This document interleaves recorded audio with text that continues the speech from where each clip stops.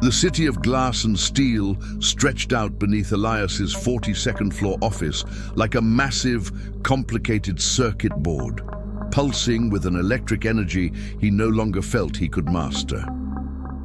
As a master architect at the absolute peak of his professional career, he was accustomed to being the man with all the answers, the visionary whose precise drawings transformed empty urban lots into soaring monuments of human achievement.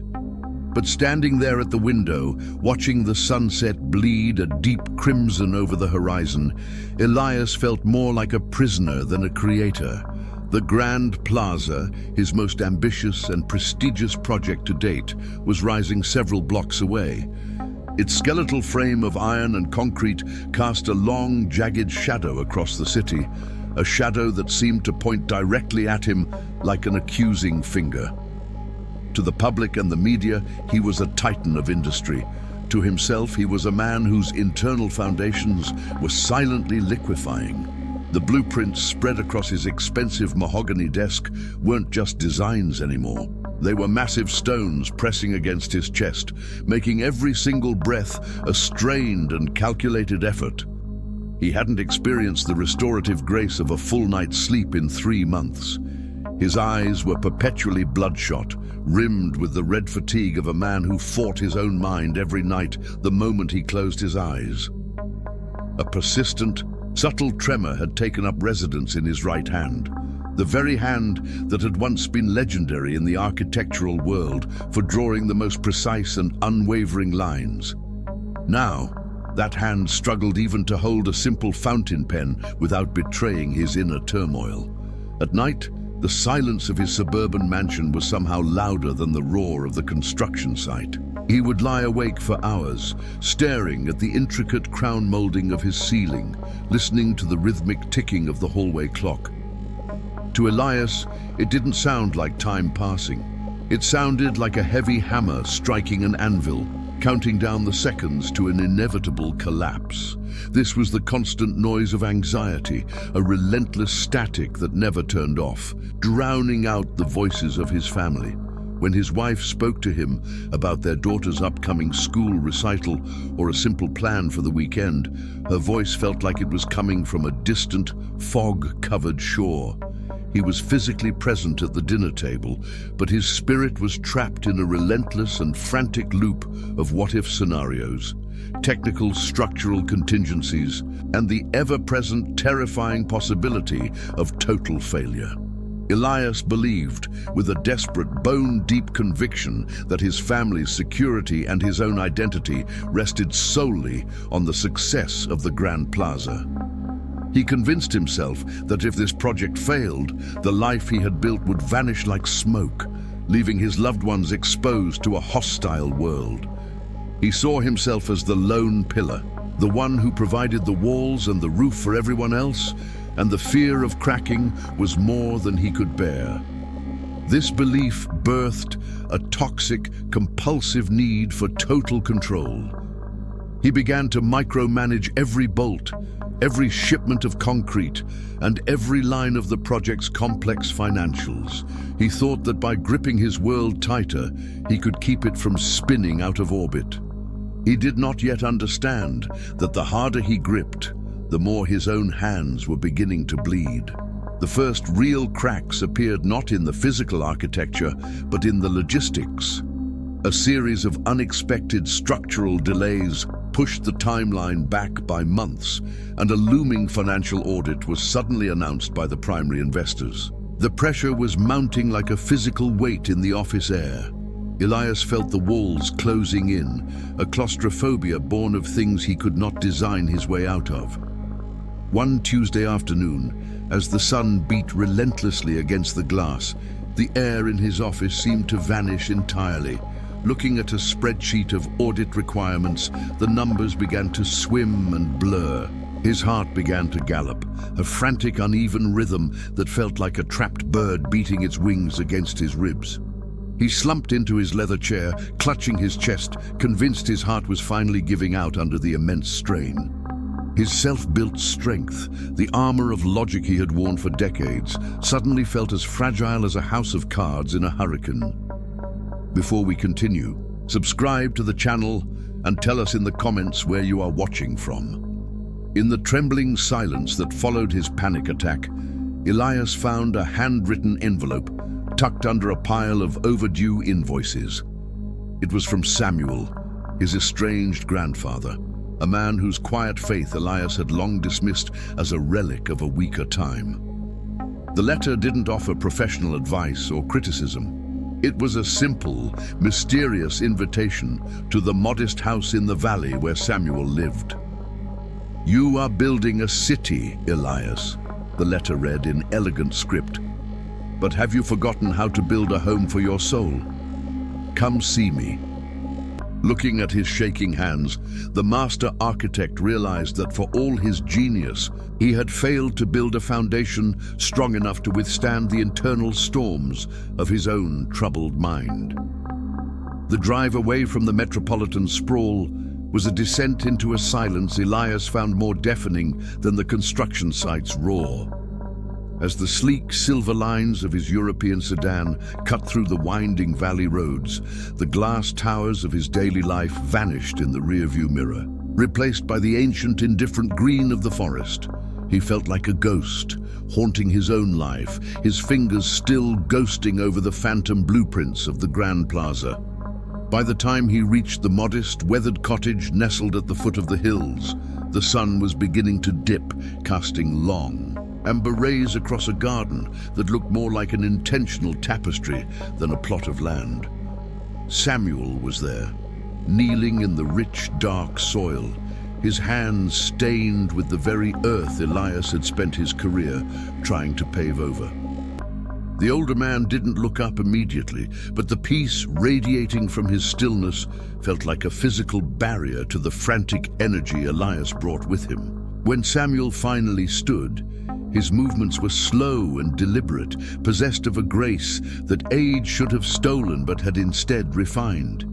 He looked at his grandson, not with the judgment Elias expected, but with a profound, quiet sorrow that cut deeper than any reprimand. Samuel's home was a stark contrast to Elias's high-rise sanctuary. It was a place of wood, stone, and books that had been handled so often their covers were soft as skin. Inside, the air smelled of dried herbs and old paper, a scent that momentarily bypassed Elias's professional defenses and reached back into memories of a childhood before he learned to measure his worth in square footage. Samuel poured 2 cups of tea, the steam rising in lazy curls, and gestured for Elias to sit. The silence stretched, uncomfortable for a man who lived by the ticking clock of deadlines, until Samuel spoke with a voice like smoothed riverstone. Samuel observed the tremor in Elias's hand as he reached for the cup and noted that he was trying to build a life on the same principles he used to build his skyscrapers. He told Elias that he was trying to be the cornerstone, the foundation, and the architect all at once, leaving no room for the one who actually holds the world together.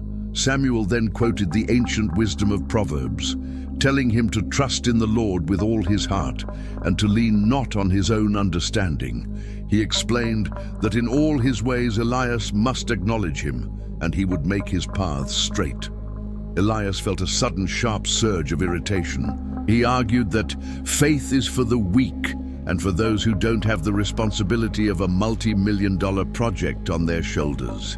He insisted that his world required calculations, structural integrity, and logistical precision, not a vague sense of trust in things he could not see or touch. To Elias, the idea of leaning not on his own understanding felt like a direct assault on his very identity. His understanding was the tool that had built his empire. It was the sharp blade that cut through complexity. He told his grandfather that he couldn't just trust a higher plan when the concrete wasn't pouring on time and the auditors were breathing down his neck. He saw Samuel's peace not as a victory, but as a luxury of a man who had nothing left to lose. He paced the small room, his expensive leather shoes clicking rhythmically on the hardwood floor, a frantic metronome against the cabin's stillness. He tried to apply the logic of a structural engineer to spiritual wisdom, attempting to find a formula or a variable he could control within Samuel's words. But the more he tried to categorize the peace he saw in his grandfather, the more it eluded him, like smoke slipping through a clenched fist. His frustration boiled over as he realized he couldn't solve his grandfather's serenity. He felt a deep, gnawing emptiness, realizing that for all his mastery over steel and glass, he was utterly powerless over the storm inside his own chest. Samuel watched him with an unwavering gaze, his silence acting as a mirror that reflected Elias's exhaustion back at him. The architect wanted to leave, to return to the chaos he understood, yet his legs felt heavy, anchored by a desperate need he refused to name. As night began to settle over the valley, Samuel reached into a drawer of a small side table and pulled out a worn-out copy of the Book of Proverbs. He flipped the pages with practiced ease until he reached a specific passage and pushed the book across the table toward Elias. A specific verse was circled in faded ink, and as Elias looked down, the words seemed to pulse on the page. Anxiety weighs down the heart, but a kind word cheers it up. The city lights greeted Elias like a million accusing eyes as he drove back from the valley. The transition from Samuel's peace to the metropolitan chaos was like a sudden immersion in freezing water. Every neon sign and glowing office window seemed to pulse with a manic energy that mirrored the frantic beating of his own heart. By the time he stepped into his high-rise office the following morning, the atmosphere was already thick with the scent of impending disaster. His assistant wouldn't meet his gaze, handing him a memo that confirmed his worst fears. The primary investor, a man whose capital was the cornerstone of the Grand Plaza, had officially withdrawn. The audit had transformed from a routine inspection into a forensic autopsy of his life's work. The news moved through the office like a cold, biting draft, extinguishing the last flickers of morale among his staff. Elias felt the walls closing in, the familiar pressure in his chest returning with a vengeance that made his vision swim. He didn't go to his family for comfort. He retreated into the shadows of his own making. When he finally arrived home, the warmth of the house felt like a mockery. His wife met him in the hallway, her face etched with a concern that he interpreted as judgment. When she tried to place a hand on his shoulder, he pulled away, the movement sharp and cold. He told himself he was protecting her, sparing her from the collapse of their world. In reality, he was building a fortress of isolation, convinced that he had to be the sole architect of their salvation. He watched his daughter from the doorway of her bedroom, her innocent sleep a stark contrast to the storm raging inside him. He felt like a ghost in his own hallways, a man who had traded the intimacy of his home for the pursuit of a monument that was now crumbling before it was even finished. Retreating to his study, he sat in the darkness, the only light coming from the street lamps below. He reached for the worn Book of Proverbs Samuel had given him, his fingers tracing the edges of the pages until he found the passage he had been dreading. Above all else, guard your heart, for everything you do flows from it. The words felt like a scalpel cutting through the layers of his pride. He had spent his life guarding his reputation, his assets, and his professional standing, but he had left the gates of his heart wide open to the invaders of fear and anxiety. He realized that the wellspring the scripture spoke of was now a source of bitterness. Every word he spoke to his family, every decision he made at the site, was filtered through a lens of terror. He wasn't guarding his heart from the world. He was letting the world's chaos dictate the very rhythm of his existence. The following day, the pressure reached a breaking point in a tense meeting with his business partner. The office, usually a place of cold logic, felt like a pressure cooker. His partner, a man who saw integrity as a luxury they could no longer afford, leaned over the desk with a desperate glint in his eyes. He proposed a correction to the structural and financial reports. a deliberate blurring of the lines to deceive the remaining auditors and lure back the investors. He argued that it was a victimless crime, a temporary measure to save thousands of jobs and protect their families from ruin. He spoke of survival as the ultimate morality, his voice a frantic whisper that echoed the darkness in Elias's own mind.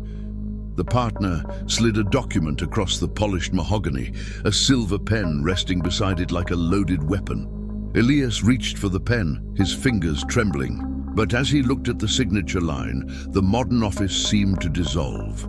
He saw an image of the honest scales Samuel had once mentioned, a vision of ancient weights and measures where the slightest deception was a betrayal of the divine order. He remembered the proverb stating that a false balance is an abomination, but a just weight is a delight. The pen felt impossibly heavy, stopping his heart. The silver pen felt like a spear. Across the desk, his partner's face was a mask of desperation, eyes darting toward the door. "Sign it, Elias," the man urged, his voice a frantic rasp. "It's a technicality. We're buying time for the markets to settle. If you don't, we lose everything. Think of your family." Elias looked at the line where his name belonged. For years, that name stood for precision. But as he stared at the paper, the proverb about honest scales returned.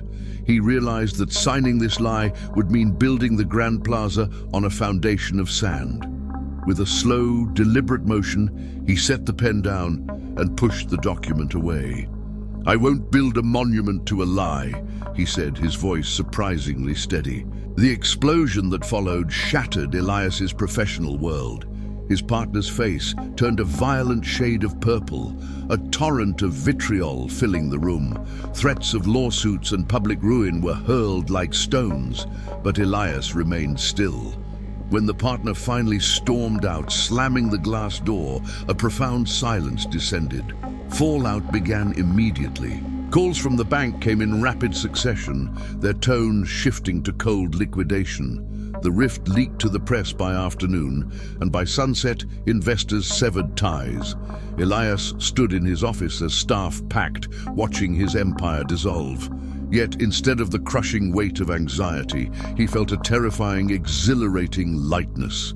He had finally dropped a heavy burden. He walked out of the building without his briefcase, leaving his ringing phone behind. Moving through the city streets, the anonymity of the crowd felt like a sanctuary. He began to reflect on the concept Samuel had introduced, the idea of casting his burdens. He realized this wasn't a one-time prayer, but a rhythmic, daily exertion of the spirit. Every time a thought of ruin tried to take root, he had to consciously cast it away, handing the outcome to a power greater than his own calculations. It was the hardest labor he had ever performed, more demanding than managing massive budgets. He was learning that humility wasn't about thinking less of himself, but thinking of himself less. He was no longer the protagonist of a tragedy, he was a steward of a story he didn't write. The pride that had been his armor was lying in pieces, and for the first time he could feel the breeze. When he arrived home, the house no longer felt like a tomb. He found his daughter on the back steps with a book. Usually, he would have retreated to his study to obsess over the day's losses, but today he sat down beside her. He didn't talk about the audit or the collapse of the partnership. Instead, he asked about the poem she was writing for school. They sat there as shadows lengthened, his presence bridging the chasm his anxiety had dug. He listened to the cadence of her voice, realizing that the peace Samuel possessed was a choice of the wise. In that moment, a small miracle occurred. The tension in his daughter's shoulders relaxed, and she leaned her head against his arm. The kind word from Proverbs had found its mark. Elias understood that restoring this bond was a greater achievement than any skyscraper. The sky above the city began to turn an angry, bruised shade of indigo, the air thickening. Elias's phone vibrated, a call from the site foreman. The weather reports were catastrophic. A massive cell was moving in, bringing record-breaking rainfall that threatened to overwhelm the city's drainage. At the Grand Plaza site, the foundation was at its most vulnerable stage, the massive excavation pit acting as a giant bowl for the rising water. If the pumps failed or the soil shifted, the entire project would be compromised beyond repair. As the first heavy drops of rain shattered against the pavement, Elias stood up. His peace faced its ultimate test. He wasn't going to the site to control the storm, but to face it. The winds began to howl, signaling a tempest that would either wash away his work or prove the strength of his new foundation. He stepped out into the night, the deluge soaking his shirt instantly, but his heart remained calm, anchored. The site was a chaotic symphony of crashing water. The Grand Plaza, once a testament to Elias's iron-willed control, looked like a skeleton in the rain, stripped of majesty by the raw power of nature. The excavation pit had transformed into a churning lagoon of mud, water rising against the shoring walls. Lightning fractured the sky, illuminating the skeletal cranes. Elias stood at the precipice, the downpour drenching him completely. In the past, this would have triggered an explosion of panic, his heart racing to match the storm. He would have been shouting, trying to command the clouds to cease.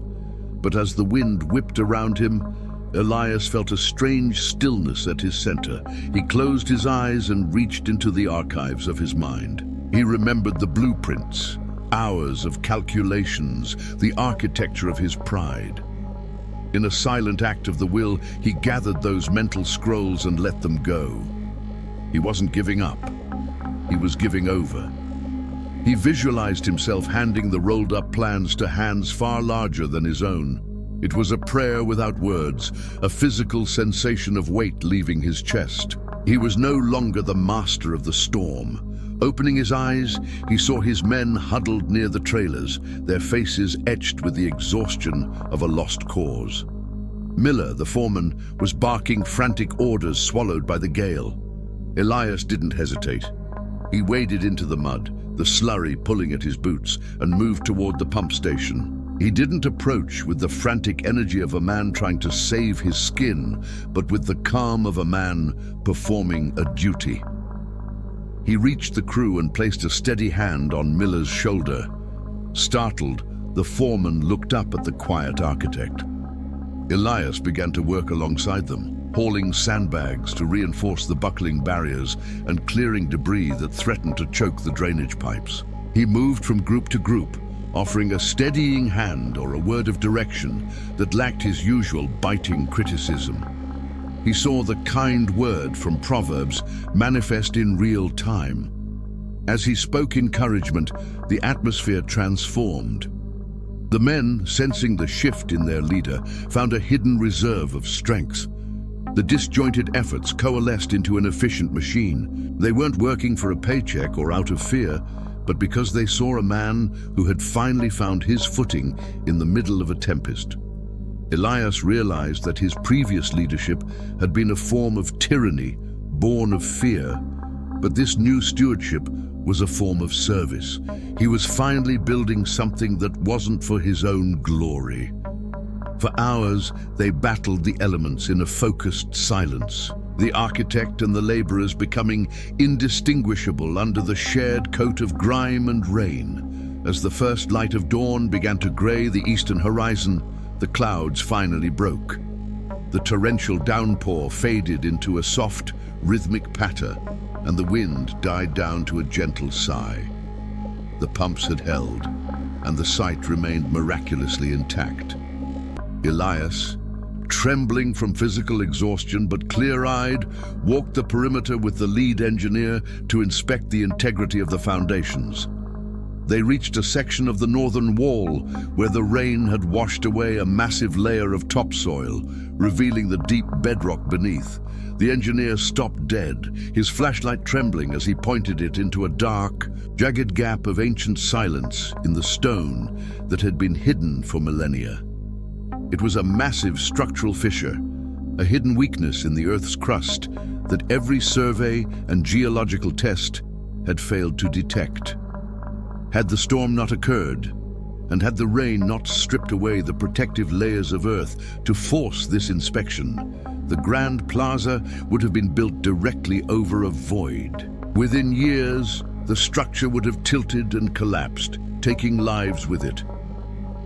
Elias stared at the gap, his ambition exposed as a lie. The violent storm had actually saved his life by exposing what was hidden in the darkness of the earth. He leaned against a steel beam, a weary smile touching his lips as he realized that the architect had been protecting him even when he was too blind to see it. The mud at the construction site began to dry under a pale, apologetic sun that hung low in the sky. Elias watched as the heavy machinery groaned back to life, the sound no longer grating but steady. The site was no longer a battlefield. It was a sanctuary of second chances. He spent the morning walking the perimeter, not with a clipboard of grievances, but with a very quiet heart of gratitude.